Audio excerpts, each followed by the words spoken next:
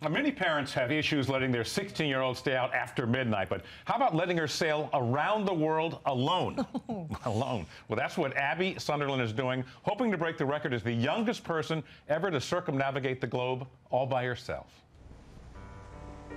To me, it's one of the greatest challenges there is.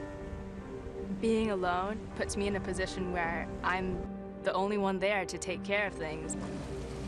When Abby was a little girl, we spent 3 years sailing the local islands in Mexico. When she was about 13, she started to say things like, oh, I just want to sail around the world. I just love sailing. I love being out there. And as time grew on, I realized that she could really do this. I said, so Abby, are you ready to sail around the world now?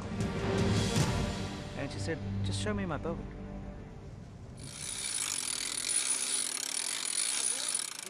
You need to go higher? I think this is good. This is my boat. It's going to be home for the next 6 months, so if you want to come aboard, I can show you around down below.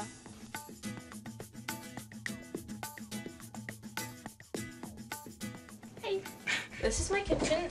There's a sink and the stove. This is my bed. It's a lot more comfortable than it looks. Most of my time will be spent sitting here in this big chair because I've got all my instruments. I can control pretty much the whole boat from right here. I'm starting from here, Marina del Rey, head out west and then go down south, straight around Cape Horn, through the Southern Ocean, around the bottom of Australia and New Zealand, and then back up, come straight up, and then cut in back here to Marina del Rey. Yeah, it's a pretty long trip. These are lunches. They're for while I'm in the tropics, around the equator.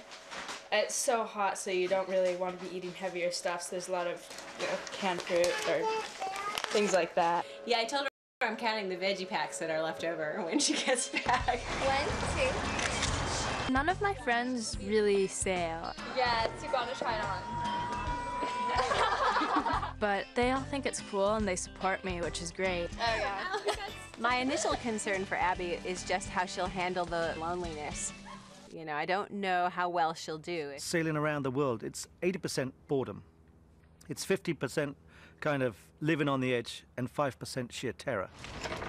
And my main advice for Abigail is don't grow complacent and don't grow complacent and don't grow complacent. It's great to have them all praying for me. And a lot of my trip started with us just praying about whether or not it was the Lord's will for me to go. We'll be praying a lot for you. We love you.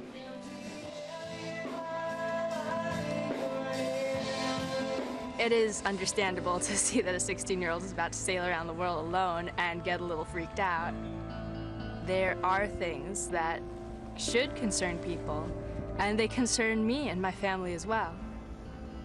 I understand the ocean, and I understand how dangerous what I'm doing actually is, and I understand how careful I need to be out there.